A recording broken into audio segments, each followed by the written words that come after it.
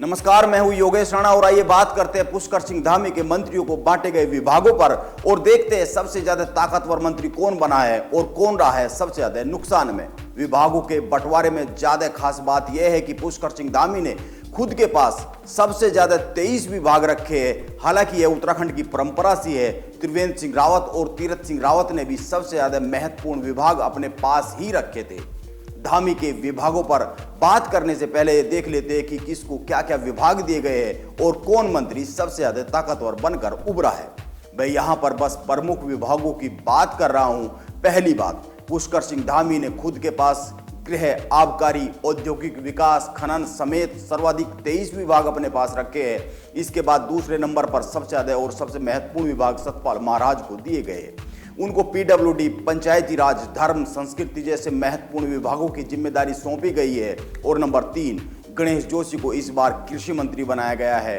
कृषि से जुड़े सारे विभाग उनके पास रहेंगे। 4, प्रेमचंद अग्रवाल को वित्त, वाणिज्य कर, शहरी विकास मंत्री की बड़ी जिम्मेदारी सौंपी गई है। 5, धन सिंह रावत को इस बार शिक्षा मंत्री बनाया गया है। और 6, सुबोध उनियाल को वन मंत्री बनाया गया है, लेकिन उनके पास पर्यावरण संरक्षण और जलवायु परिवर्तन विभाग नहीं है, यानी वन विभाग के साथ दिए जाने वाले ये दोनों विभाग अलग कर मुख्यमंत्री ने खुद के पास रखे हैं। यह ध्यान में रखने वाली बात है क्योंकि ये तीनों विभाग एक दूसरे से जुड़े हुए हैं।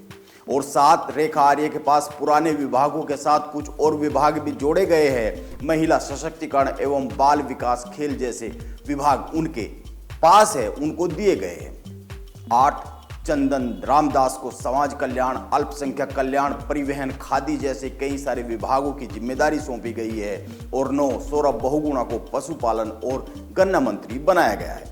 प्रोटोकॉल की जिम्मेदारी भी सौरभ बहुगुणा के पास रहेगी। पिछली सरकार में यह जिम्मेदारी धन सिंह रावत के पास हुआ करती थी। अब सबसे बड़ी बात यह है कि मंत्रियों को मिले विभाग के आधार पर यह तय किया जाता है कि सरकार में सबसे ज्यादा ताकतवर कौन मंत्री है, किसके पास सबसे ज्यादा महत्वपूर्ण विभाग है। इस हिसाब से देखें तो सतपाल महाराज दूसरे नंबर पर आते हैं मुख्यमंत्री पुष्कर सिंह धामी के बाद, और धन सिंह रावत तीसरे नंबर पर आते हैं। सतपाल महाराज के हिस्से में पीडब्ल्यूडी के साथ साथ ग्रामीण निर्माण एवं पंचायती राज विभाग भी आया है। धन सिंह रावत को शिक्षा के साथ साथ सहकारिता और स्वास्थ्य विभाग भी मिला है। सहकारिता और स्वास्थ्य तो उनके पास पहले से ही था, लेकिन शिक्षा जोड़ा गया है। ये सारे के सारे विभाग बहुत ही महत्वपूर्ण विभाग हैं। इसके बाद नंबर आता है प्रेमचंद अग्रवाल का। संसदीय कार्य मंत्री के साथ साथ शहरी विकास, आवास जैसे महत्वपूर्ण विभाग को उनको दिया गया है। इन विभागों के बंटवारे में 2 बातों पर गौर करने की जरूरत है। एक, सुबोध उनियाल का कद घटा है। सुबोध उनियाल को वन मंत्री बनाया गया है, लेकिन जैसे कि मैंने कहा, गौर करने वाली बात यह है कि पर्यावरण पुष्कर सिंह धामी ने खुद के पास रख लिया है। पिछली सरकार में वन एवं पर्यावरण मंत्री हरक सिंह हुआ करते थे, लेकिन इस बार दोनों विभागों को अलग अलग कर दिया गया है। इसके साथ ही पिछली बार उनके पास कृषि मंत्री की बड़ी जिम्मेदारी थी, जो कि उनसे वापस ले ली गई है। कुल मिलाकर देखें तो सुबोध उनियाल को कम महत्व के विभाग इस बार मिले हैं। और दूसरी बात, पहली बार मंत्री बने चंदन रामदास को बड़ा ही महत्वपूर्ण विभाग सौंपा गया है। समाज कल्याण विभाग और परिवहन विभाग उनके हिस्से में आए हैं। अन्य भी कई सारे विभाग उनको मिले हैं। एक और बात गौर करने की है, मंत्रियों के विभागों की सूची रात में 9:15 बजे मुख्यमंत्री दफ्तर से जारी कर दी गई, लेकिन कुछ देर बाद ही इसको रोका गया। मुख्यमंत्री ऑफिस से कहा गया कि इसमें कुछ संशोधन के साथ जारी किया जा सकता है, इसमें मामूली संशोधन की संभावना है।